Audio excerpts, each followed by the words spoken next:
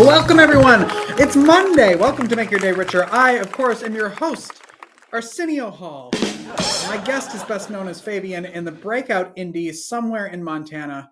Actor and producer Matt Drago joins us fresh off its release. His credits span Disney's viral hit Counting Scars, Ridley Scott's Prophets of Science Fiction, What Would Jesus Do? The Journey Continues, and the audio drama sensation No Other Way.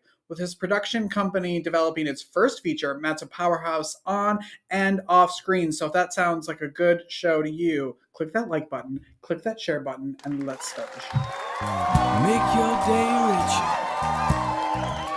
than it was before. Got some good times knocking upon your front door.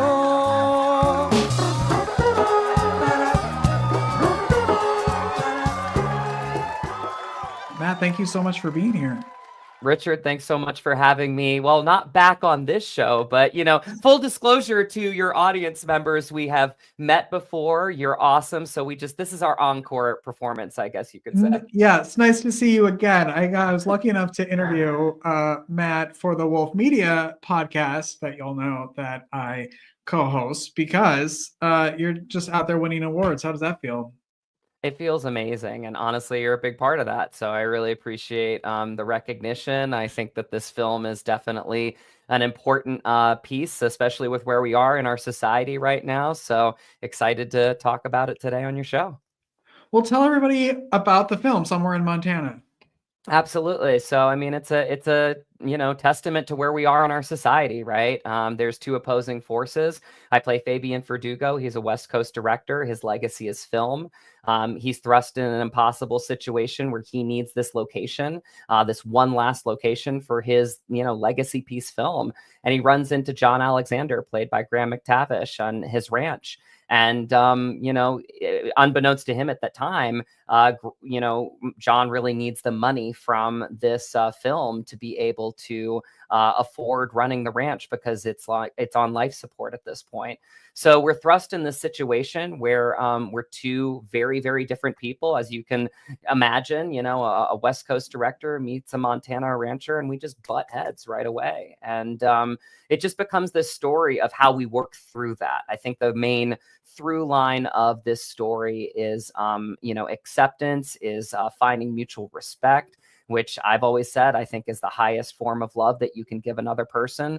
And again, I think it's such a unique story in that Brandon Smith, the writer and the director of the project, wrote us both as antagonists and protagonists of our own story. We're good people, but we antagonize each other. And so it really becomes a great conversation piece. We go into all of the hot button topics that you can imagine with society and politics and religion and race and gender and everything. And we find a way to start to see each other and start to understand each other. And I think it's a great talk piece for especially where we're at as a society, and definitely a film that I've always dreamed of being a part of.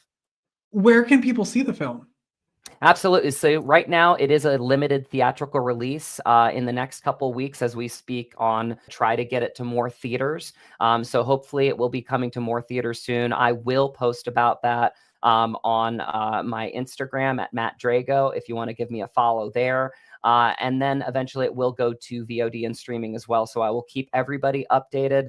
So the best way to stay in the know is the one social media that I do, which is Instagram, because like I said on your last one, there's way too many of them now. So yeah. But did you always want to be an actor since you were a kid?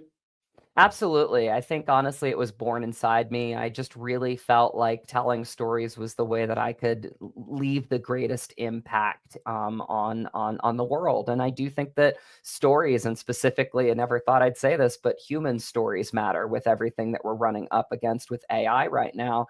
And it just really did. It was a childhood of, humble beginnings in rural Virginia, and really just being that kid that just needed my own imagination imagination, my own creativity, and my own mind and heart and soul to really just entertain myself and to be creative. And I got on the stage at 4 years old and, did probably about 20, shows in theater, because that was all that, existed for me at the time in Virginia. And it just sparked me to go to New York City and be around my people in New York and just study with some great acting teachers like Terry Schreiber and Kevin Connell. I went to Marymount Manhattan College, and now out in LA, pursuing the dream here.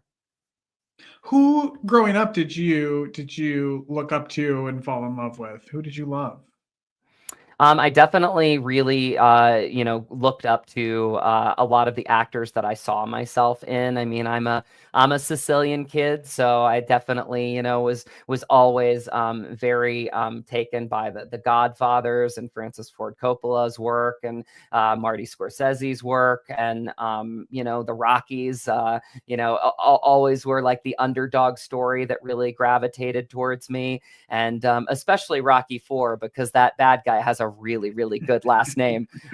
So yeah, I really did. I think I just was a student of the game early on, and I just, took in all of the knowledge from, just other people doing it and doing it so well, and finding out what their processes were. If I could look up an article or something about like what I could glean from, and then just creating my own process from that. I mean, there is nothing better, Richard, than collaborating. It's the ultimate gift. When you think about being an actor, you think about being a creator, you really, honestly, it starts and ends with collaboration, and just being around people that are masters of their craft, in film, whether it's, the person hanging their lights or getting that perfect crisp sound, or the director. I mean, the director is such a intimate relationship between an actor and a director that I just absolutely love, where you're building that character together and you're kind of working through it together, because the actor serves the project, right? So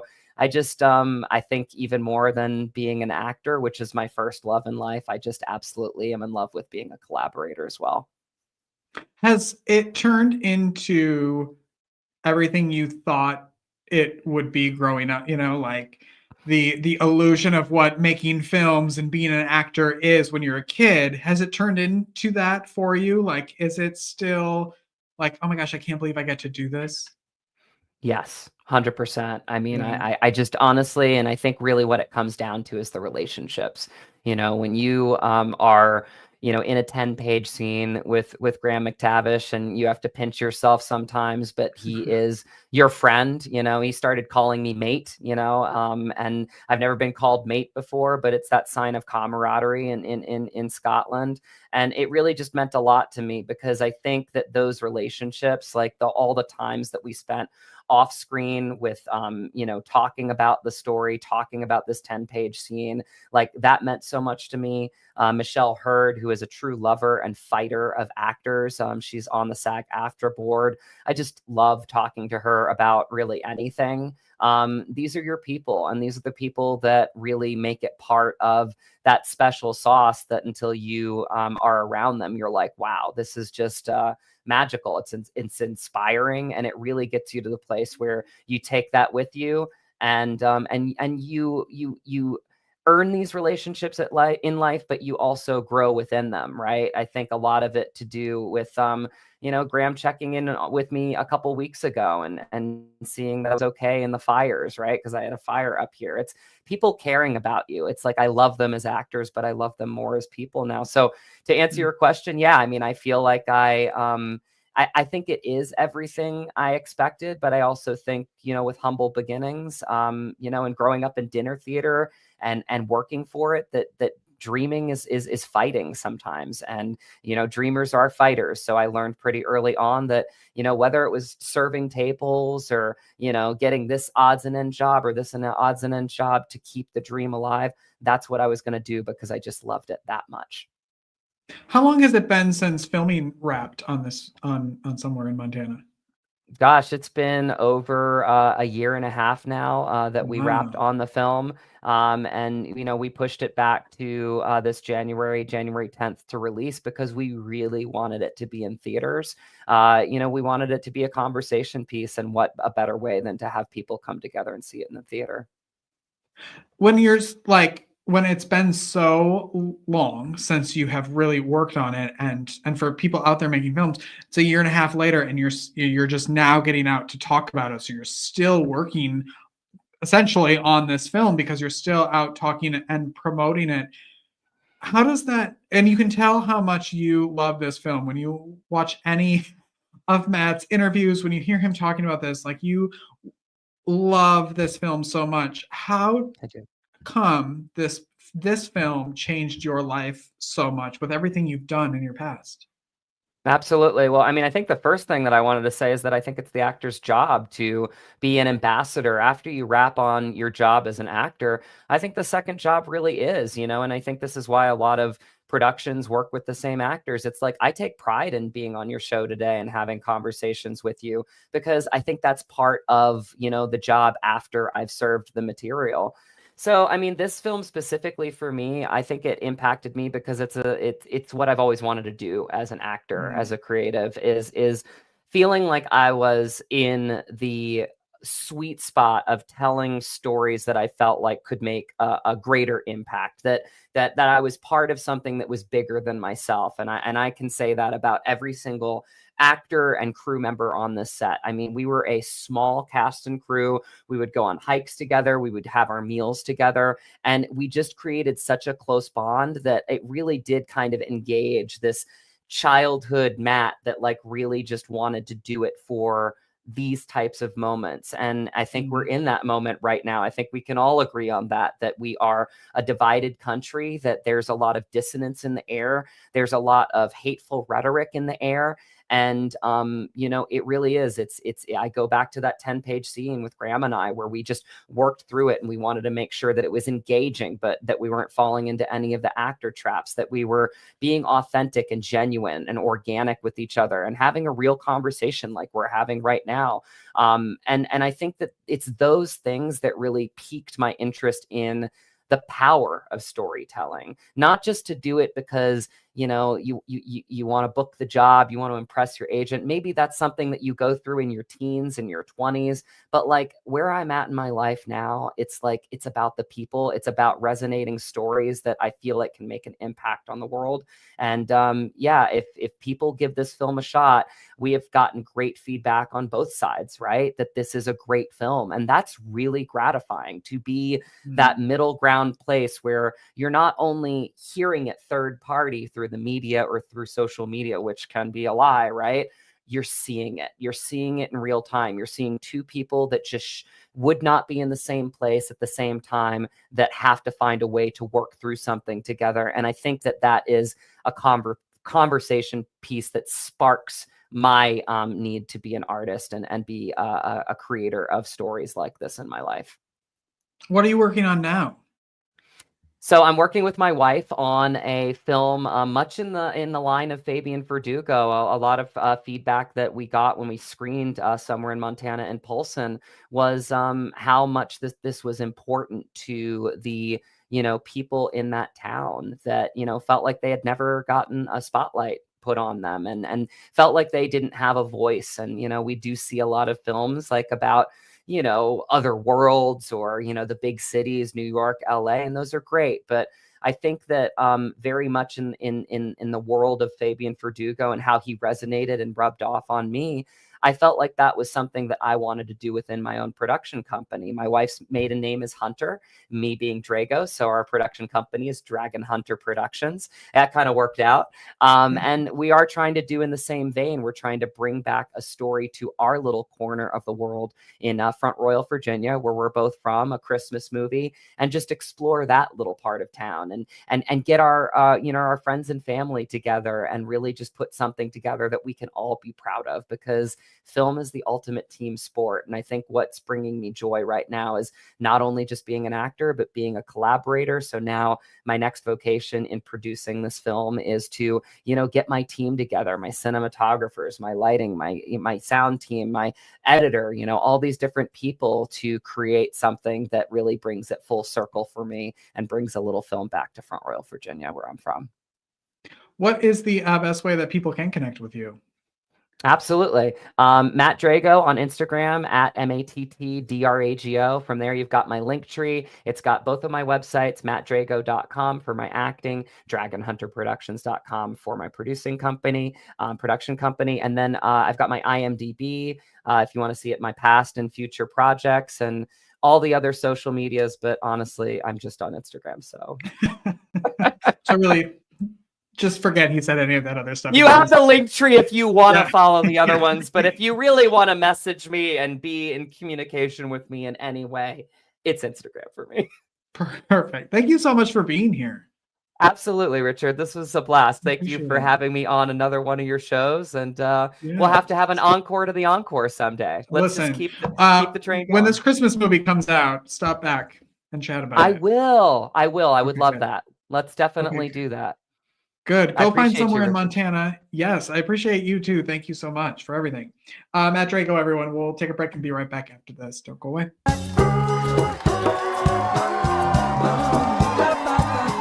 Life is difficult. Are you feeling overwhelmed or like you could use a little support for your mental well-being? Visit the Help Hub. It's the most comprehensive and inclusive free online destination for mental health resources, helpful tools, crisis hotlines, and supportive content. Just go to thehelphub.co to find the resources you need when you need them most. Unlike other resource pages, the Help Hub is divided into 16 different categories, ensuring that everyone in every community has access to the resources and support that matches their unique needs. Find the help you're looking for at thehelphub.co.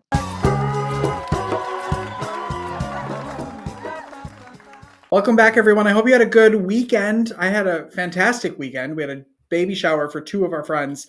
They had a joint baby shower, so that was fun to go to and hang out with everybody and play some games, and I won a couple, so that makes me feel even better. I hosted a game night with some new friends, so that was really fun to hang out with them and talk to them and learn more about them. And I'm not gonna lie, it was my first game night where nobody drank. Like, there was no alcohol, and it was probably a really good game night because everybody was concentrating on the games. And so it was really fun. We played a game called Chameleon. Have you ever played this? Which is like my least favorite game. I got it as a gift. So I love the concept of it. I'm just not a good liar. So the point is, it's like the mole, like where one person has to kind of fake their way through the round. And every time I get that card, I instantly just start laughing and my mind goes blank. So I'm not great at that game, so I don't like playing it. But it is a fun game if you're a good liar.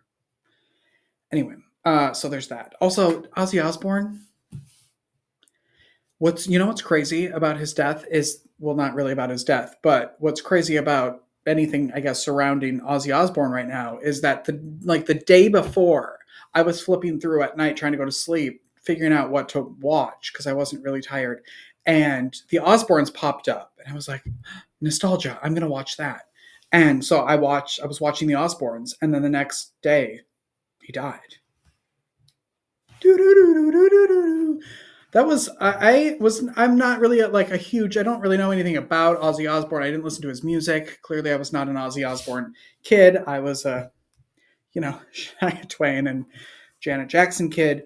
But that show was like one of the first of its kind to really show like what happens in celebrity lives, like we see it all the time on Instagram now, but that show really showed you that behind this big personality was a family and a life, and great things were happening and awful things were happening. And it was such a real look inside of celebrity, I thought.